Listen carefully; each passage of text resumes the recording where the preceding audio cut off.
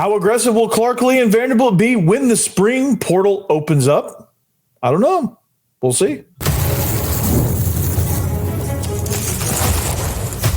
You are Locked On Vandy, your daily podcast on the Vanderbilt Commodores, part of the Locked On Podcast Network, your team every day.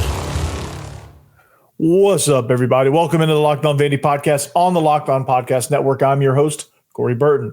And on this episode, we're going to examine the moves Clark Lee and staff need to make ahead of the spring portal window.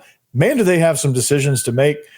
In order to add depth to some positions of need and make room for incoming players, they will need to clear at least probably 5 spots in order to get in at that mandated 85 scholarship number. This doesn't include the ones who may voluntarily jump into the portal. What are all the next moves? What are we anticipating? What do we need? All that stuff, we're going to talk about it.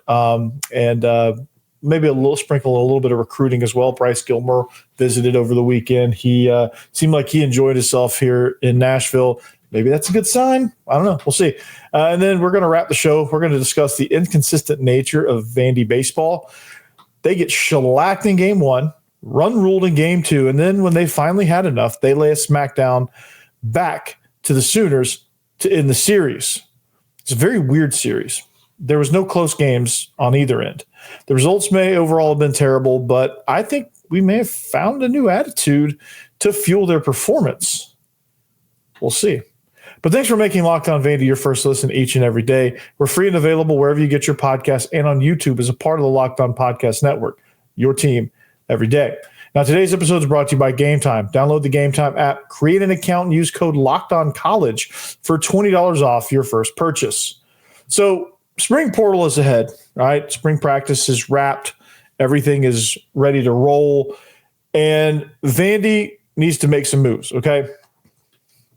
We all know that. One of the moves we're looking for, Trey Richardson is coming in as a transfer from Division II, but it may appear that we need some more wide receiver help. I think Clark Lee speculated at maybe adding some skill position guys, maybe an offensive lineman to add some depth. I think we have a pretty good starting unit. Sterling Porche is coming in the summer. I think he adds that fifth starter at the quick guard position alongside Isaiah Glass. And I think you're going to get a really good offensive line unit. I think they just need to add a depth piece or two there at that position. And I think that room will be rounded out. Running back could use a little bit. As banged up as they've been all spring, it wouldn't kill you to get some more depth there at that position. And then, of course, maybe safety. Maybe, I don't know. They feel pretty good about the quality that they have. But, you know, with injuries and things like that, like the nature of that position, you could see something, another person added there. I think they're pretty good in the defensive front. So those are all the moves we probably anticipate they need to make. Now, given the situation, given how NIL is working out, given how the nature of the transfer portal and everybody wants their chance, their shot, or whatever you want to call it, like what people, you don't know which people are going to dip voluntarily. Like the 5 that we need minimum could all jump out voluntarily and make that decision real easy. That's possible. There could be a couple of cuts and 10 voluntary guys that decide to go in spring that maybe decide, hey, this chance isn't going to work for me. Like I could see a couple of wide receivers dipping out and looking for a chance elsewhere. I could see a couple of quarterbacks dipping out and going to look at their chances just, elsewhere. I could see an offensive lineman probably. Maybe there's one that's that they weren't counting on to be available. Maybe somebody has just been often too injured. I don't know. Like I could see, there's some positions out there that I could see kind of there could be some movement. Wouldn't surprise me at all. Not saying that they will, not saying that they should, just saying that I wouldn't be surprised if they did.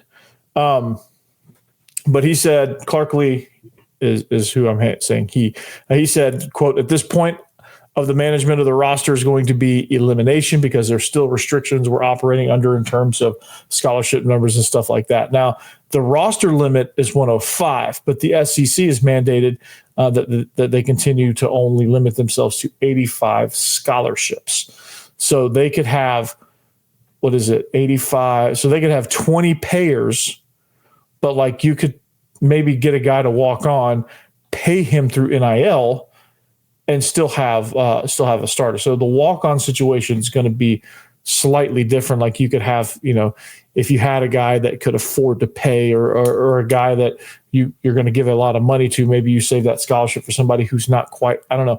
Like there's a whole like new level of roster management here.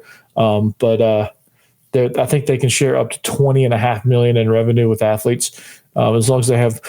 And that was the ruling of House versus NCAA. And so this is going to be new for everybody. They all these coaches, all these programs, general managers everywhere, that's a new position, are going to have that to kind of calculate. And that's going to be like an advanced calculus problem in this first season of this new roster limit. So that's going to be interesting to see kind of where that heads. So, but I wouldn't be surprised if wide receiver, I wouldn't be surprised.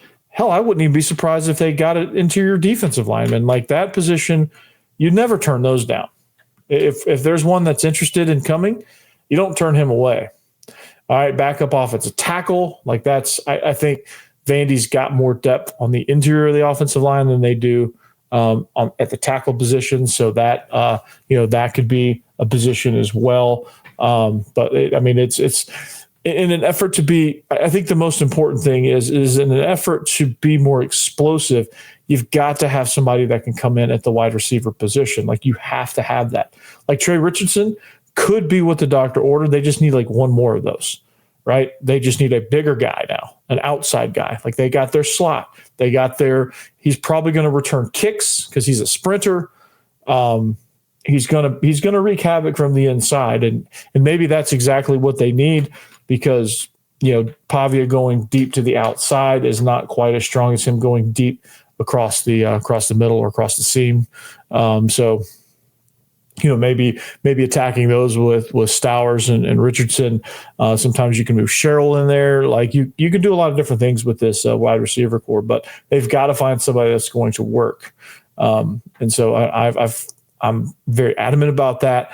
But it's just got to be, you got to be able to be explosive. You got to be able to attack space. And attacking space in the run game means attacking the outer edges, the perimeter of the offensive line. So you have to have quality tackles when you're running outside zone, you're running option, when you're doing some of those things that you do off tackle. You've got to have talent at that position.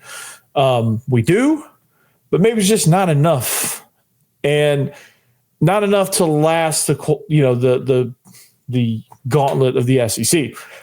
So that's going to be interesting to see kind of where Clark Lee goes. Also, the quarterback position, obviously not adding anybody in the portal, unless, I don't know why you would add a quarterback. If you have Diego Pavia, like this quarterback's not going to start over Diego Pavia. So, and Blaise Berlowitz proved that he's very capable of running the offense the same exact way that Diego Pavia has. So I don't know where you would go if you added a quarterback. I don't know if you just I don't know what they would be thinking there, but circumstances could dictate that. I don't see that, but they're probably going to lose 1 to 2. I think Whit Muschamp, unfortunately, is the odd man out there, and then I think they encourage Whit Muschamp to hit the portal, and I think either Drew Dickey or Jeremy St. Hilaire hits the portal voluntarily, because both are very talented. Both could run their own offenses. If I'm Drew Dickey, I don't know. If I'm Drew Dickey, I have a hard time. I have a hard time not going to the portal, because yes, a Vanderbilt degree would be outstanding, and maybe that's what he's waiting for, which I commend him for that if he is. But it's going to be very difficult for me to sit back as the number 3 quarterback and knowing that I could run an offense, and maybe it's something that they look at and say, okay, maybe he's planning on grad transferring somewhere. That's probably an option, but I think he can start somewhere. Maybe it's not at Vandy over Diego Pavi or Blaise Berlowitz, but it's somewhere. Like, I think he can run his own I think he's shown that he can run the show somewhere. And, I would love to see him get a chance. If Drew Dickey transfers, I will be rooting for him very heavily wherever he goes. I think he'll do very well wherever he ends up. If he decides to hit the portal this spring, otherwise he's probably waiting to grad transfer. So, maybe he's kicking into high gear to get his degree. So that's going to be interesting as well. Again, the wide receiver position, I think, is the biggest position of need, but like safety, like what do you do at safety? Because I think you have some talent there. I don't know about the depth though. I don't know. I'll be honest with you. I'm not sure how deep you need to be at that position, because like you have your hybrid safety with Randon Fontenette, who's going to be the starting star guy, which is down near the line of scrimmage. And you have Van Zale Hinton, Jalen Ruth, who had an outstanding spring game, Tate Hanby as well. Austin Howard, Josiah Broxton. Like, I think you're very healthy at that position. And I think if you had to move Randon Fontenette back, you could, because one of those guys could very well step in. But your boundary safety right now looks to be CJ Hurd. Not surprised there with Carson Lawrence behind him. But you don't have much elsewhere. Like, I guess you could move Randon Fontenette into that position, but you don't have much right there. So you have Davin Chandler, but like what are we looking at depth wise? Like, maybe you need to add a boundary safety. I think we're less deep there than we are. I think we need to get a third guy that we like as a depth piece there at the boundary safety, because I think our field safety position's pretty solid. Like Marlon Sewell penciled in as a starter, and I say penciled in because that could change very rapidly with the talent at this position. Dante Carter, I think he'll play just as much as Sewell. I think you'll see some, if they go too high looks, they may want to go two field guys. Two more athletic guys. So you may see those two guys in the game at the same time. Jalen Gilbert as well. But like, I think there's just like maybe one more body there. And depending on what happens in the portal, like maybe two more bodies back there to kind of shore up some depth there, just in case, because injuries like to strike. And, you want to be prepared as best as you can. I know you can't like add 12 deep at every position. That would be the easy solution, obviously, but maybe not there. Wide receiver like Trent Hudson, we're putting a lot of confidence in him being able to come in and start right away and be a difference maker. He was pretty good at New Mexico State in this offense. There is something to that. So we'll see kind of how that goes. Chance Fitzgerald had a nice spring. Joseph McVay, I thought, flash, but not enough maybe. So he's kind of fighting for some time here. Like, they've got a lot of guys at this position, but like, who's emerging? Like Jeremiah Dillon, I don't, as a redshirt junior, like I don't see him sticking around as a reserve guy, like as a third stringer. Like, he's not going to play much. I don't see him sticking around for that. Right. Maybe somebody like Richie Hoskins, redshirt senior, could look to go get a role somewhere. Like, I don't know what these guys are thinking, what's on their mind. I guess when the spring portal opens up, we'll see. But like, there's going to be some questions that need to be answered at these positions. But I think definitely offensive line, especially tackle. I think you need to get one more tackle out of the portal. Maybe that's Joe Cotton from North Dakota, who is Bryce Henderson's teammate. Maybe that is, I don't know what other tackles are in the portal at this moment, but there's got to be something there. I think you got to get some depth at that position. Then interior defensive line, if you can get a really good one to add, that's never a bad thing.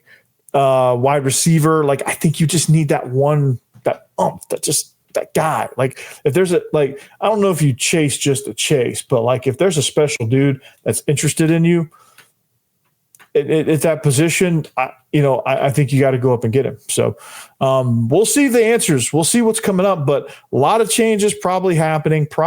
I would say 5 to 8 people are going to be moving guaranteed off Vandy's roster that are going to hit the portal. I think you're going to have 8 guys, maybe 10. I don't think you have any more than 10. I think people are pretty content with what their playing time and where they're at.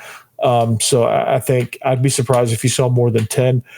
And I think Vandy's going to get some quality depth there. I think Vandy's roster is finally in a position where they can compete better. And that's going to be exciting to see. Recruiting is something that's also taken off. And recruiting is kind of a weird thing now. What does it really mean? Outside of like the Rivals 100 blue chip guys, like what does recruiting really mean? It's really just kind of, hey, go off to New Mexico State, and then we'll get you from there, or like go to the MAC and we'll get you from there. Like, these guys go and do their 2 years of like FCS or G5, get in the portal and make the move up. That's kind of the growing trend. So what does recruiting look like? Does Vandy have a chance with anybody in the recruiting world? Well, we're going to talk about that possibly next.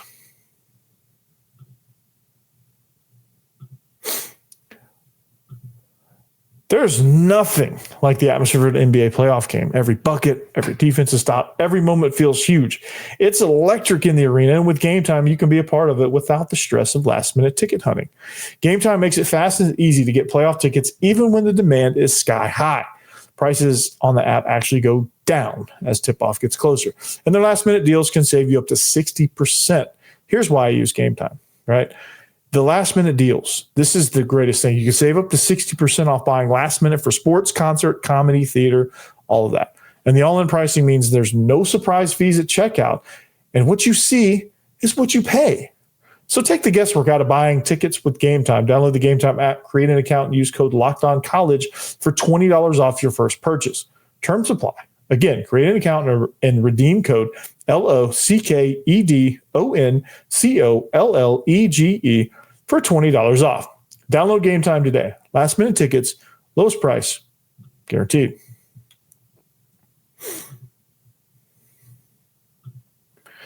All right, thanks for making Locked On Vandy your first listen each and every day. Shout out to you everydayers. Shout out to everyone who consumed the first episode of the week, the NIL special. 950 of you, to be exact, consumed that episode. That's an interesting topic that I think, as Nico finds a home, I think as you get some resolution here, I'm curious to see kind of how that all shakes out, honestly. And I think that's going to send ripple waves through college football. If he lands on his feet, you better buckle up, because there's going to be a lot of guys trying that stuff. Oh, you won't give me a deal? Oh, okay. I'll go play at this school and I'll get them to pay me. Yeah, bye-bye. And they give you the middle finger on their way out, right? That's going to ruin college football if that happens. Like, if you have guys quitting in the middle of the season because, hey, I just had a good game against Tennessee.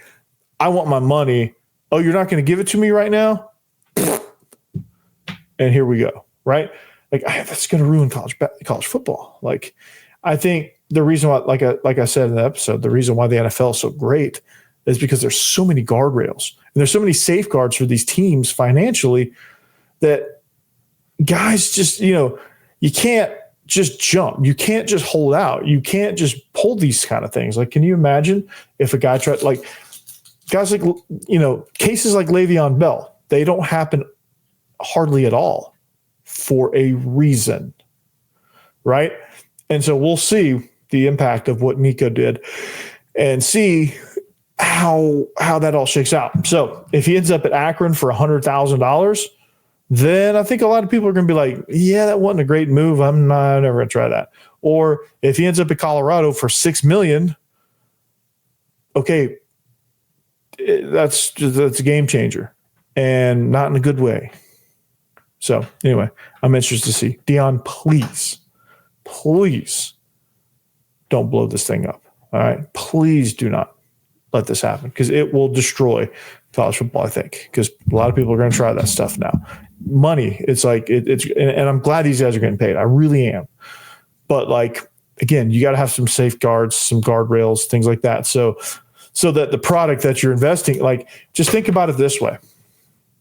If you dilute the product, if you make the product crappier because of your greed, you're only hurting yourself, right?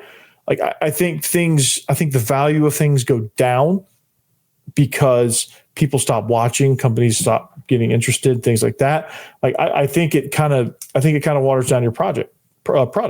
Now, the NBA is doing plenty great, but like, think about how good the NBA could be doing versus how they're doing at this moment. Like, they could, if they had some things in place, if they had some structure like the NFL, the NBA is very superstar driven, but like, there's just something that's not quite right about the NBA. And I don't know exactly what it is, but I think it comes down to situations where guys are like demanding trades, the load management stuff, like the way things are being operated. So I don't know. Yeah, I got off on a tangent. I realized that. I want to talk about recruiting a little bit. Because, you know, it's a weird thing, but there's still guys out there like 4-star offensive tackle Bryce Gilmore, right? He was in an unofficial visit last month. He's still kind of a guy. He would be a guy. He would be a high schooler worth getting for Coach Kleenakis and Jeff Nady. I think those two guys working on him. You know, I think having Coach Nady coming in, I think is going to be really good for recruiting as well. And Gilmore is he was here for the spring game as well, and he feels like he's a tackle, and he knows at the tackle position, like, that's a coveted position, that's a position that Vandy needs.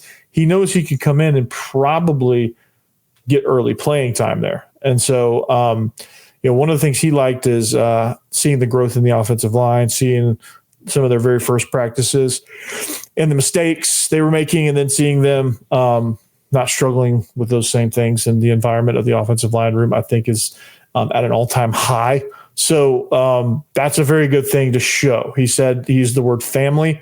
And I think if you can make these guys feel comfortable, I think the offensive line is a special group within the team. Like, there's other position groups that are very closely knit. Like, the defensive backs are usually really, really tight. The receivers can be are really tight in some schools and just kind of their own entities at other places. The offensive line is always that close knit unit of a family. And, it's making, it's to the point where, like, sometimes these offensive lines get so tightly knit that they don't let anybody in. But other times you get these guys that are like, hey, come on in. Hey, you're our guy, man. You can help us. And I think they made Gilmore feel really good. And honestly, if I'm Bryce Gilmore, I see that, right? I see how well Coach K and Coach Nady are working together, because they must be. Because this offensive line's improved throughout the spring with all the stuff. It seems like they're taking to switching sides pretty well. Everything's just kind of fallen into place for that group. I think you're seeing that. I think you're seeing the need of depth at the tackle position, and knowing that, hey, there's a couple of older guys that probably aren't going to be here next year at that position. I can come in and get some early playing time. Plus, you're living in Nashville. The NIL potential is only growing at Vanderbilt. I don't know, man. Like, unless Ohio State comes calling, I don't know, man. Like, it's a pretty good situation, truthfully. And if I'm him, I've got some things to think about. So I just wanted to get that out there. The hope is, I hope all that goes well. I think it will. I think it did. It's just a matter of, comparatively, so what's going to happen there. But this is, these were my kind of thoughts. I don't think I ever put that up there. But anyway, we'll switch gears to baseball. The salty baseball team, they got real salty on Sunday, got real chippy. Jacob Humphrey got ejected, all that good stuff. We're going to talk about this new attitude and how Vandy baseball needs to continue this salty attitude. Next. Have you ever looked at your bank account and wonder, man, where did all this money go, man? Between dining out at all these restaurants and my online shopping and entertainment, which you're probably playing too much FanDuel. Probably threw a little too much money down on the Masters for Bryce and DeChambeau. It's easy to lose track. And that's where Monarch Money comes in, your personal CFO, giving you full visibility and control over your finances. Monarch Money isn't just a budgeting app. It's a complete financial command center. You can track all your accounts, investments, and spending in one place so you stop managing your money and start building wealth. When I started using Monarch, I just realized how much I was spending on all my food delivery. Like, why am I doing that? Like, why can't I get my lazy butt up and go? Or even just cook at home. But now I'll budget smarter and save more. Instead of juggling multiple apps, I can use Monarch, and so can you, to check your finances, track spending, and even plan long-term goals. And managing money with your partner is smoother than ever. You can track shared and personal accounts. You can set goals and stay on the same page without all the stress. So take control of your finances with Monarch Money. Use code LOCKEDONCollege at monarchmoney.com for 50% off your first year. That's monarchmoney.com. Code LOCKEDONCollege for half off your first year.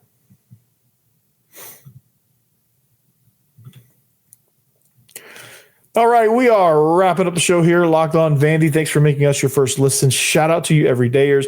And if you're still around, shout out to you. If you stuck around to hear about Vandy baseball, shout out to you. And I only have a few minutes left, so I apologize for not spending as much time on this, but here we go. Vandy baseball, I think they needed an attitude adjustment. They got it, okay? And maybe getting your butt handed to you in game one, 9-4, getting it back and getting it handed right back to you, and getting run ruled 14-0 in game two, getting chirped at. It led to a game three that saw Vandy win 13-2, saw Jacob Humphrey get ejected, saw several rushbacks, near fights, and a very salty, pissed off Vanderbilt team. And this very salty Vanderbilt baseball team, they took the approach on Sunday, and maybe it's just because they were pissed off, but they just seemed to do the John Daly approach, which is grip it and rip it. And that seemed to work. And maybe that was their problem. Maybe they're just trying to be too technical, too analytical, trying to work counts, things like that. Maybe they do just need to grip it and rip it. But they need to, they have to continue playing with whatever edge they had on Sunday. They blasted 13 runs. They had some sort of nasty, salty edge, and I love it. I absolutely love it. That's the team that needs to trot out there every single game. That team that's just basically walking out there with the middle finger. And I don't know if they need to pull some like Michael Jordan psychology tricks out there. Also, they need to keep the same lineup they had out there Sunday. That was a good lineup. I don't know if they need to pull some Michael Jordan psychological tricks to say, fabricate some story in their mind to get themselves pissed off at their opponent so that they go out there and do that. Maybe not get ejected every single game, but like just go out there and play with that edge. Just play with that, like play with that kind of dog mentality, right? They need that. And maybe it was just an attitude thing. I don't know. But they need to go up to the plate and just grip it and rip it. Now, don't be stupid with it, but grip it and rip it. Just go up there and just do it and just be pissed off about it. Because they need to have some edge. They don't have enough edge. They didn't have enough edge. It took Oklahoma taking their lunch money and stuffing their head in a locker and giving them a swirly in games 1 and 2 to get that done. And I absolutely love it. So if any of the Vandy baseball players are listening, if I can say anything to help piss you off in order to make you play good, I will do it. I will do the Michael Jordan mind tricks on you if you want me to. Make sure you leave a comment. I will gladly tell you you suck if that helps you. I don't really believe it, but I'll tell you whatever you need to hear. Okay, I don't believe that you suck. Okay, that's the team that needed to show up. That team with that edge put up 13 runs, and they were pissed off about it. I love that. They need to be like that more often. They need to be nasty. That's how you win in college baseball. You have to be nasty. Just look at all the teams that win. They have edge. They strike you out. They stare you down. They hit a home run. They might pimp it a little too long, right? They fist pump, celebrate a double play. They get a hit, and it's just they're nasty. Teams that win are nasty in college baseball. They're salty. Maybe that's what Vandy needs to be. Maybe that's what just be salty. Just go out there and basically play with your middle finger up in the air. Not literally, obviously, but go out there and figuratively play with your middle finger in the air the whole time. Like, if you were to look at the pitcher figuratively, he's doing his windup, holding the middle finger up in the air and pitching. It needs to be that way. If it's gonna put up 13 runs a game, salty. Go out there salty. If it's going to have that performance minus Jacob Humphrey getting ejected, salty. That's what I want. I want to see it. I loved it. I absolutely love that. Salty. They played with edge. They played with attitude. They beat the crap out of Oklahoma. If I was Vandy, I would be tired of getting shellacked on the road. I'd be tired of it. I'd be salty too. So maybe that's what they need to do. The salty boys, the salty Vandy boys, the Vandy. We got to come up with a better nickname, but it's a work in progress. Maybe if they continue to play salty, we'll come up with a nickname. So anyway, but that's all I got, and we'll see you back here next time. Locked On Vandy. Thanks for listening. Subscribe, like, whatever you got to do. Follow at Locked On Vandy on social media, and we'll see you back here next time. Anchor down. Peace.